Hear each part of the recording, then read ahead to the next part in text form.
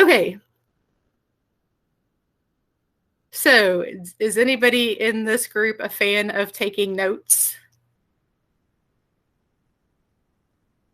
I can do it if you want me to. That's fine. You can. Okay. Are you able to pull up? I forgot to tell everybody what group they're in. So I guess pick a group 1, 2, or 3, and you can put our names in there. I guess we can be group 1. Are you able to access it, Kaya? Yeah, I've got it, but I think I'm going to need to, okay, so I have to ask for permission to edit. Okay, hold on. Let me just change that so everybody can edit. And I don't have to get all the emails. Oh yeah, I sent you one, sorry. Okay, it should work now. Are we group, did you say we're group 1? Yeah, let's just make ourselves group 1. It's fine.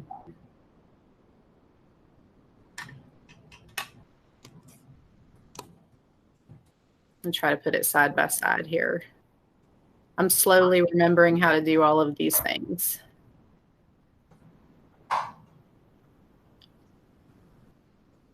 Thank you to Kaya for taking notes. When we get a little closer to 10:30, we'll see if anybody feels comfortable being the reporter. I'll take a break from talking for a second. Okay, so the first question is just talking about well, asking, does anybody have any questions or feedback regarding the curriculum? I know you've had all of 5 minutes to look at it. So is there like a tracking tool that makes it easier to use this like with our students or for our students? I mean, I'm sitting here thinking, if I'm being perfectly honest, I don't reference the curriculum. I teach from, you know, my books and my supplemental resources and my like the repertoire that I choose. But I haven't gone back to look at the curriculum in years. And so I guess my question is like, even though this document that you all have created is a little bit easier to digest, to me, it still feels really like unwieldy in how to use that with my students. So I guess I'm just wondering, is there somewhere that I'm missing like a tracking tool that can be duplicated for different students, or, you know, does that make sense?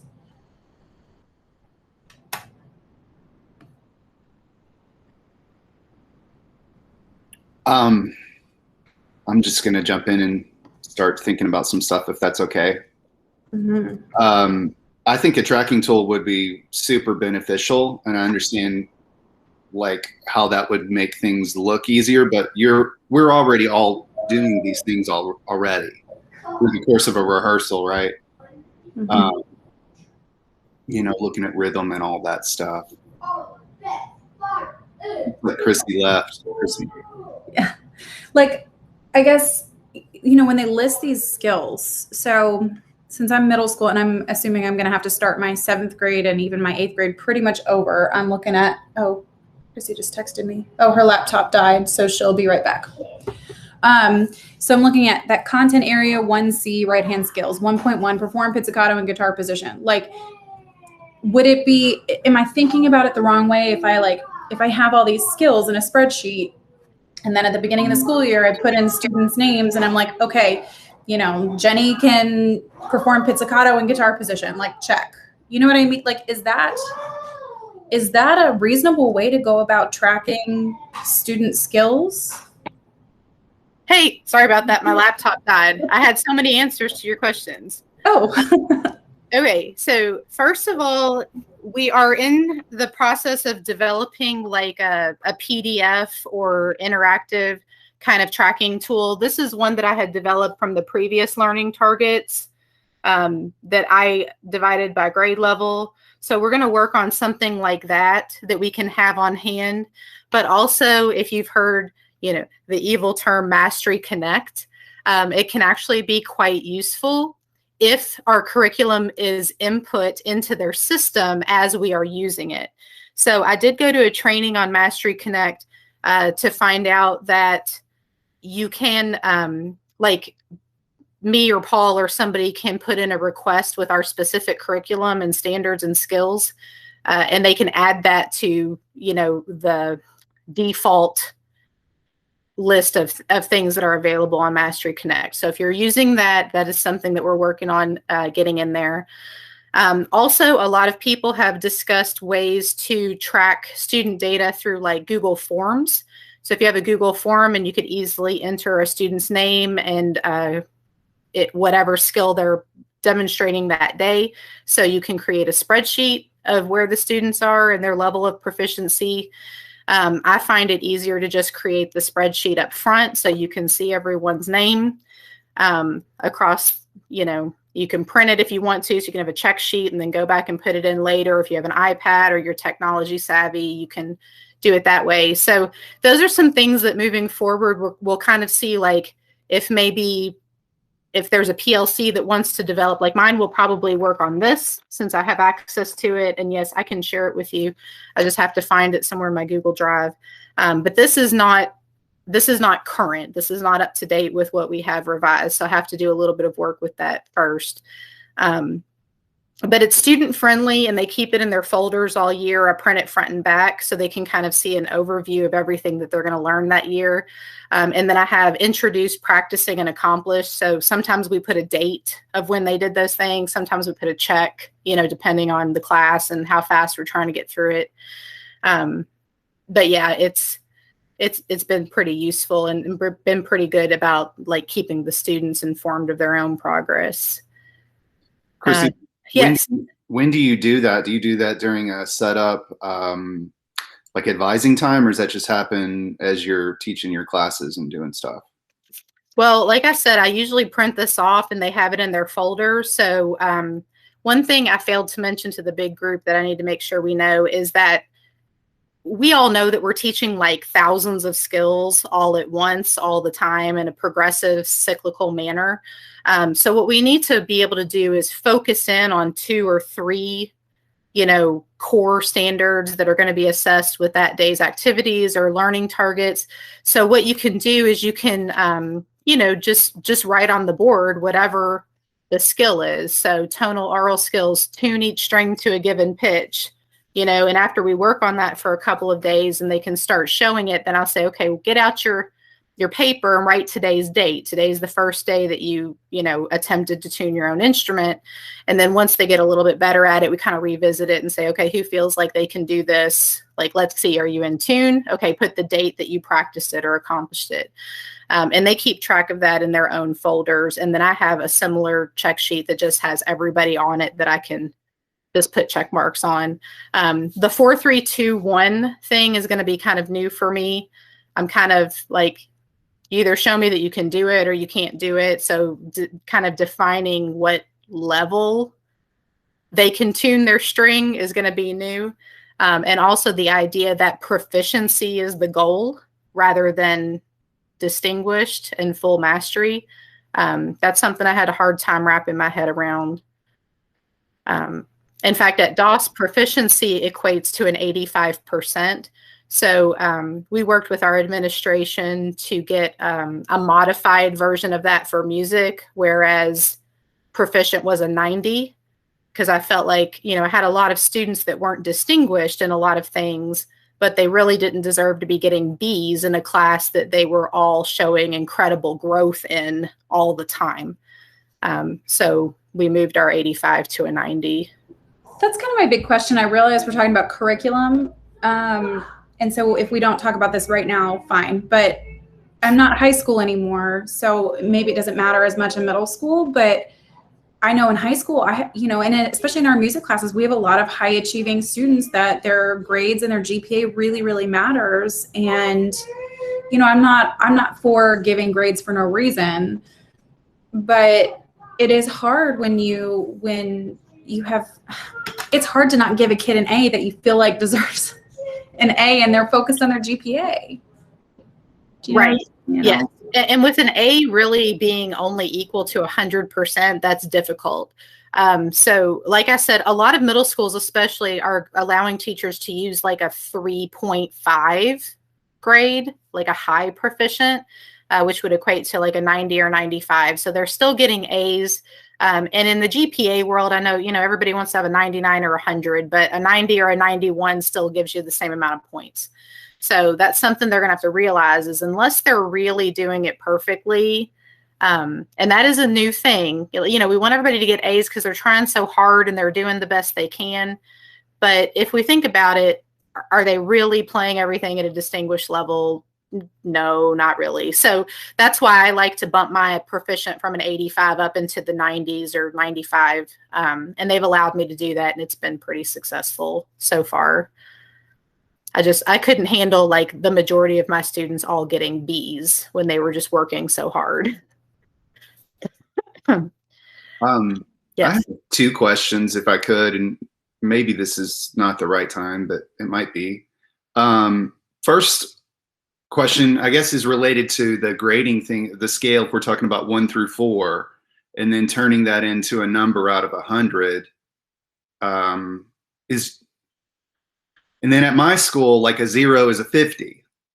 So there's a, you know, then you go from a 50 to, if 50 is 0, you know where I'm going with this? Like, yeah, and then a 75 is it's usually like 65, 75. Yeah, I mean, if we were to say if you turn 4 into 25%, then it's just weird math, you know? It is. And I know that Dr. Polio, if he could get all his wishes, would like for the report cards and everything in Infinite Campus to just be set up on a 4, 3, 2, 1 scale. Right. That would make it a lot easier for everyone. But as mentioned before, you know, people concerned about their GPAs, you know, we can't have students graduating from JCPS that, you know, with a whatever 4 instead of a 99. I mean, it's just too much. Okay. What we would like to do is focus in our classes on that progressive mastery of standards. So, you know, if a student's demonstrating a 2, that's not necessarily a failing type of grade. It's that you attempted it, you did a good job, now do it again. Show me that you can do it consistently, move up to a 3, move up to a 4. It's a little bit more additive, whereas the 100-point scale is more like you start at 100 and then we take it away from you. So I know that is the mindset that we want to be thinking on the 4-point scale all the time. Just the report card just isn't going to show it yet. To me, this could trickle up that elementaries do it first, like they just go for it, and then maybe middle schools and then high schools kind of like do both because you know they need to get ready to graduate. I'm not sure. The other question I had is, what are you seeing as far as what standards we place in our syllabus? Is that the document you just had that showed the NAFME and the ASTA combined? Because it sounds like I need to redo my syllabus because I used to be doing the 10 or 11 standards. Yeah, we're going to go with the ASTA curriculum. So the way you would list your standards is by like the content area and then the indicator. So like content area 2B 1.7 or whatever would be your list of skills. I mean, the last time I looked at that book, I mean, that's several pages of stuff. Like, how do I break that down to put in a syllabus that's approachable to families? Well, I think you just need to look at, you know, at the high school level, I would look at the 2nd and 3rd categories of skills. But remember that there's a lot of things students need to be able to know in that 1st category. So it's fine to have a little bit of everything in there. And as the teacher, you can pick and choose what you are teaching at any given time. So they don't have to be taught in order. You can mix and match skills. We would just like to be teaching, you know, something in the creating and obviously performing, and something from the responding category frequently. So students are not just performing.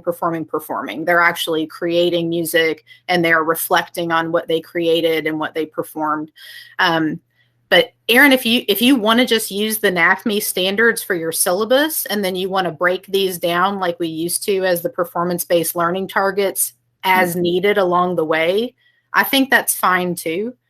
Or you can do the bigger headings like the content areas, body format, right hand skills, anything, and leave the substandards.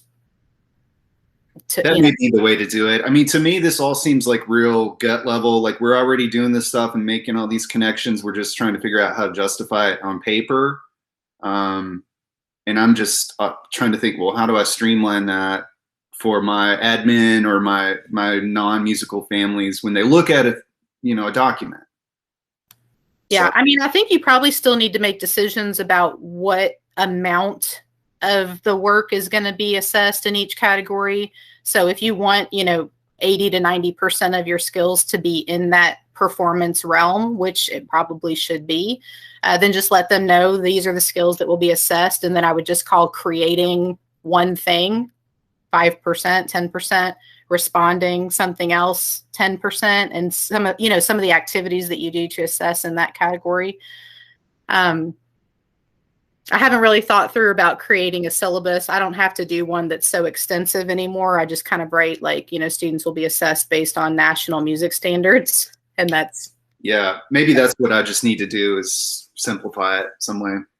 And maybe let them know that there's the, you know, the 3 artistic processes and then making connections, you know, just something kind of narrative in format. And know that this curriculum is not being revised in any way to like add more things to our plate. It's just to give us something to access for grading purposes. Because if you're like me and somebody says, well, you have to grade standards-based grading and you only have 3 performance standards, 4, 5, and 6, that's not representative of what the students are doing. And how do I grade, you know, 45 performance skills in standard number 5? So I had to break them down, and I was just doing it on my own. And I felt like I wanted to give teachers a tool where they could access something that was a little bit more broken down already. So you don't feel like you're all individually doing it by yourself. And if you take a look at this and you see some things that could be revised or added or edited, please let me know, because I've done a majority of this work on my own. And like I said, it's kind of cut and paste. And I'm sure there's things that have been overlooked or things that need to be considered.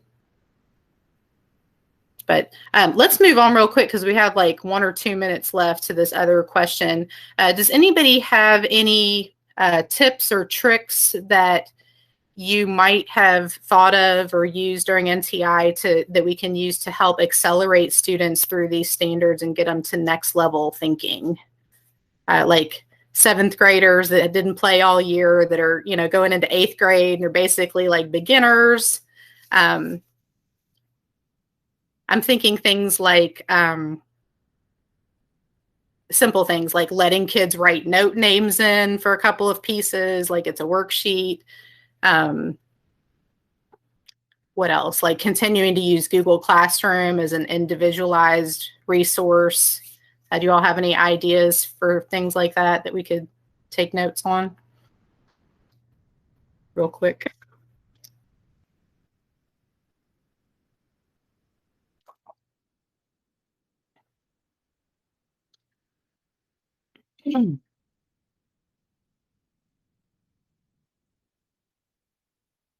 Any other ideas? I think we can just jump back in the main room and share a little bit.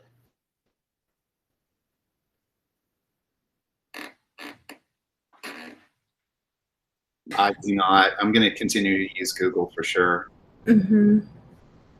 I mean, I was sort of thinking about using Smart Music maybe. I don't know if we still have licenses or anything like that, but I've never really used that before because my students didn't have tech.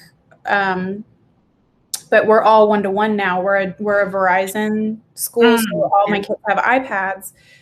But Smart Music doesn't have an app. It's a web-based software thing. And so if something like that is kind of what I was hoping to use, but I haven't really explored it yet.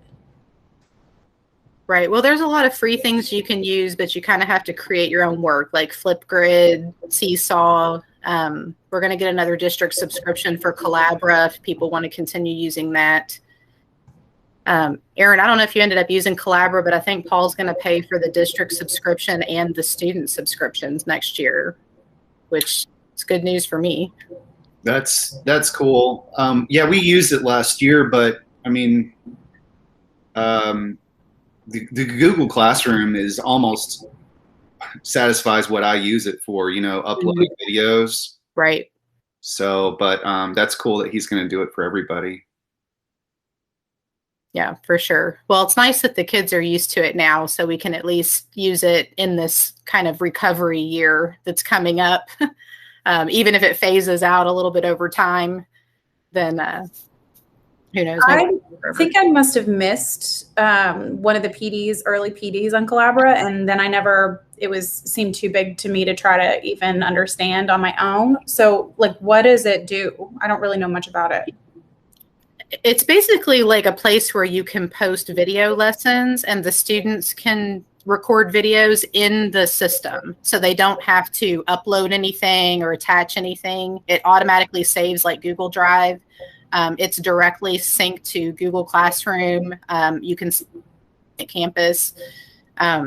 There's also a feature which I love where the student can play your lesson while recording their own. So if you want to make a class that's like, you talk and then say, okay, now play with me, ready, go. And then you play, it kind of gives them time to interact with you asynchronously. So I'm going to continue to use that as kind of like mini private lessons or sectional work, on specific skills. That seemed to be pretty good for me. But okay, well, let's go back into the main room and we can certainly extend these conversations forever throughout the year. Let me get them back and share out. I think I did it. So many buttons in Google Meet. I feel everything you do, you have to hit 5 buttons. All right, I think they have 30 seconds to get back now. What was that program called again? Collabora. The website is collaboramusic.com, but there is a really great app that also aligns with it. Welcome back, everybody. In my breakout room, I completely, I realized that I completely forgot to ask Alex and Marcia to talk about some things that were related to this acceleration question. So we do have a plan in place to try to get more team teachers assigned at schools. Anytime a high school teacher, or in some cases a middle school teacher or elementary specialist have room in their day to assist at another school, we're going to try to organize that better and make sure we're supporting students as much as we can, especially in this coming year. So before we share out, can I ask Alex, can you comment on team teaching? Yeah, my pleasure. So I know some of us probably have had the pleasure of being able to team teach or have a team teacher come into our classroom, and we know how just unbelievably helpful it can be. But just to kind of give a couple things, and please feel free to share out as well, just to maximize those benefits. So when you're team teaching, I had the pleasure of working with Chrissy as a team teacher actually for years when I was at Olmsted, and it was fantastic. And we got a lot done. So in the way that it's going to work, regardless whether it's maybe once a month, just, whenever they can come, even if it's not an assigned school and you're just kind of helping out, it's very helpful to know in advance for both teachers when you're coming. And I know things come up and like maybe you're scheduled to come and then your school throws something at you.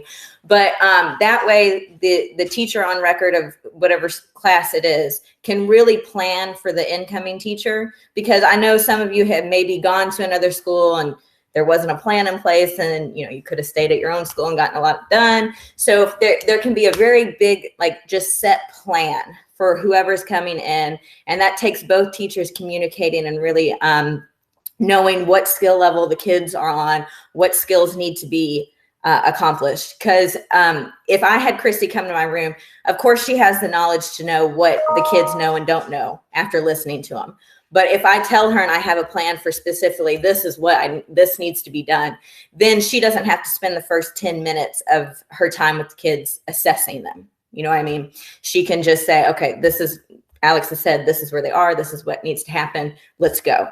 The other thing that was really helpful that Christy and I used to do is that she would take the full class sometimes while I took just the kids that were struggling.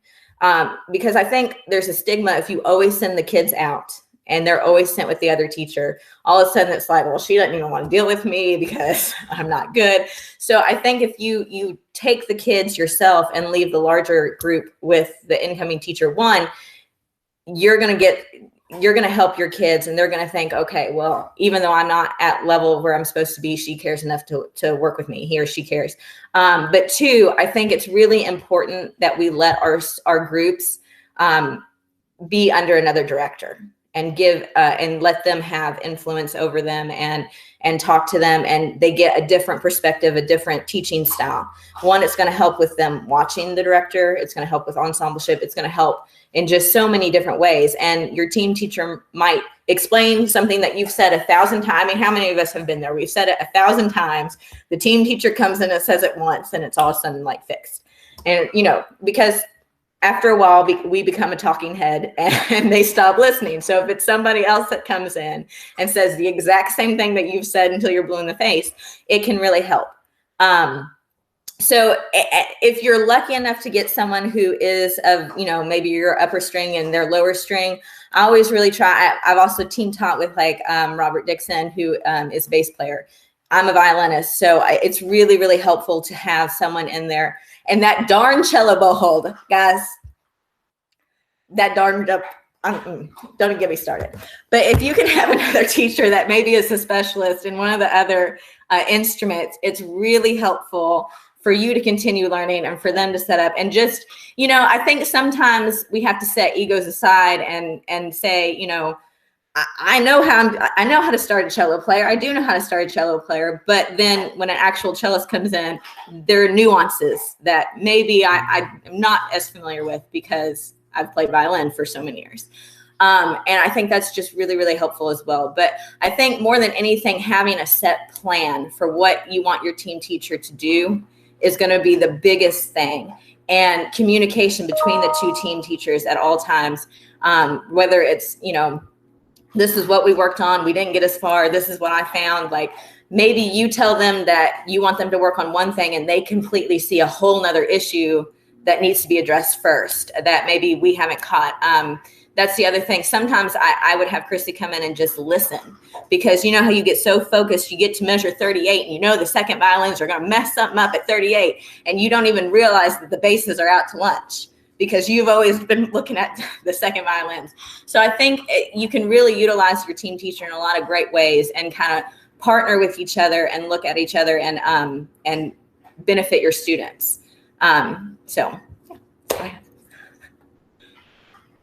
Oh, thanks for that. That was really good information. And to answer a question in the chat, and one that everybody's probably thinking, is that team teaching assignments will not be automatically assigned. What we will be doing early on in the fall semester is collecting everyone's schedules in a similar format that we have been in the last few years. And I'll be taking those and kind of seeing where people might have gaps that another teacher in need has a class, and see if it's something that you could possibly work in. We won't be asking anybody to give up, you know, planning time. Well, maybe if you have extra planning time, but we won't be asking anybody to give up their, you know, contracted amount of planning time. And also we'll consider, like, you know, distance for travel purposes and that. Probably both the team teacher and the main teacher at each school will be contacted, like, does this work for you? And kind of work it out that way. The targeted grade levels for team teaching are probably going to be like 7th and 8th grade, because we really want to try to get them caught up and ready for high school and not entering high school at a real super beginner level because of what they've been through the last couple of years. But if you are in high school, just know that team teaching might be available to you as well. We realize that our advancing and older students need support also. So those of you who are in high school who are thinking, well, I've always been the team teacher, but I've never had one come to me, we're going to try to fix that and get somebody out there that can be, you know, if it's not a regular team teacher, at least like a quick sectional coach or all county prep help or something like that. Or like Alex said, you know, I play viola. If you're a cellist and you would like me to come in and work with your violin or viola students, you know, that would be helpful. Or to play something specifically for viola students that you can't, we can work that out. So nobody will be assigned, but it will be an opportunity. And then, Marsha, I know I had asked you if you wanted to speak about PLCs, but I don't know if you have something to interject at this time or not. I mean, I don't know. We usually sign up for PLCs, correct, at the fall PD. Yeah, meeting. I think we will. Yeah, we'll try to get some groups together that make sense by either age group or level or end of right. Something like that. We had talked about it in our group for a little bit, and I know there is some interest in having an orchestra PLC maybe versus a music department at your school PLC, just because we can share specific techniques, tips, tricks kind of thing. And I'm also thinking maybe with standards-based grading coming down the road, we can all talk about assignments that we use in different categories and how to apply those so that we can help each other out, which we should be aligned with what we're doing, so that might help in that regard. Yes. And just a heads up, if you do get a really good PLC going and you create some documents or some resources that you think everyone in orchestra could benefit from, please share them with our group list or share them with me and I'll pass them out. We've done a really good job, I think, in the last year or so of coming together and really being able to rely on each other and share resources and ideas. And I'm just really proud of the work that everybody did, especially in NTI when it was just so crazy and new and different. So let's continue that work together and support each other that way for sure. Okay, before we head off to our next session, let's talk about these breakout rooms. Would anybody from my group like to share out? I know Kaya was the recorder, but does anybody want to report some of the things we talked about? We didn't assign a reporter. Kaya, can you just go over some of the notes that you took? I think everybody can probably see the note catcher. Sure. Thank you. So one of the questions we talked about was whether or not there was a tracking tool to use with the curriculum, just because even though it's been really well, digested down, it would be nice to have something that was like student friendly that we could use, like a checkoff sheet or whatever. And so Chrissy was telling us that Mastery Connect might be useful, but they have to go through a process of adding the string curriculum, correct? Is that right? Okay. And then she was also talking about like Google Forms. We can use Google Forms as a way to like put in all the skills and then you just customize it for your student, putting in the student name and kind of where they are. She has a DOS orchestra tracking sheet that I thought was really cool. And I think she said that she's got to redo it a little bit for the new standards or for the way the standards look now. And I think that's something that's going to happen before the start of the school year or somewhere around the start of the school year. And she actually uses that in her student binder. So I don't even know if I'm going to use a binder this year. We're one-to-one technology now. But like there may be a way to put that in student binders so that they can use it or in whatever iPad situation your kids have. We also talked about, how we reflect the current standards in our syllabus, just because it's a pretty long document. And so the suggestion was to focus on the individual specific categories that you're going to focus on throughout the school year. You can still communicate like the 11 anchor standards, or you can pick, because we have a lot of freedom, we can pick the standards that we want to focus on, but the goal is to have something from every category. So have something from Create and those other categories, because most of our stuff is going to be in performance anyway. And so when you're listing it in your syllabus, just list the performance standards and then make sure to include maybe one category of Create and the other skills.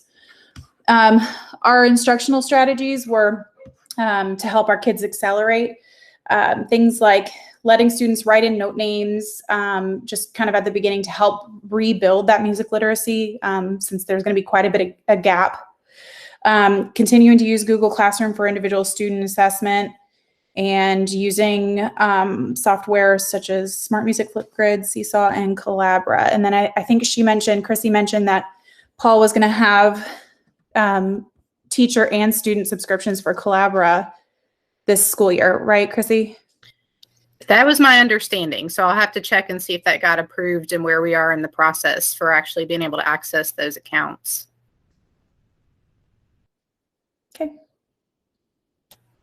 Thanks. Let's see, group 2. Looks like Layla, Marsha. Yeah, I can share out because I wrote a little bit. I didn't write quite as much as may have been discussed. Yeah, so we initially just spoke about how this curriculum kind of replaces some of past iterations of the standards that were available to us, and so we didn't have too much feedback or questions regarding the curriculum. But I think that as one thing that we did discuss is really wanting a desire for that PLC element within our district to discuss this on a more specific level, down to assignments and figuring out how to transition into the standards-based grading. As for some basic tech tools that are available, I know that in my school, my admin provided me a IntelliTouch smartboard, and I know that that's probably not coming from district music funds. That's coming from district funds that are separate, tech funds.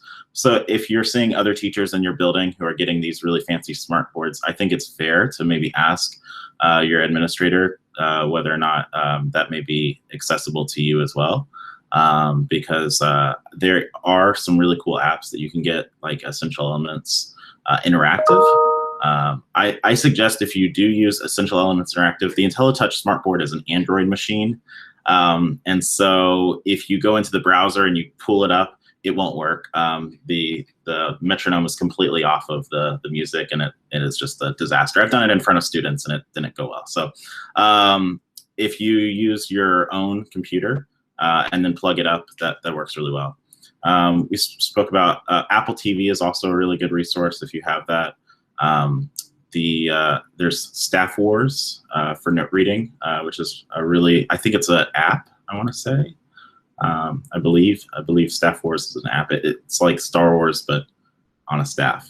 And if you didn't guess that. And then we just talked about how it's really important. A lot of what this is and what we'll be doing is what we have done over many years. But really just it's important that we really look at the baseline skills and make sure that we readdress those if the students, if we need to, as we need to, and really get the students back on track. So, yeah. Great, thanks, Nick. Sure. Anybody from group 3 would like to report? I'll report. I took the notes, and the revised orchestra curriculum questions, we also somebody said to have a PLC group specifically to discuss that, how to use the new curriculum. And then we discussed how to differentiate using the curriculum considering coming back from NTI.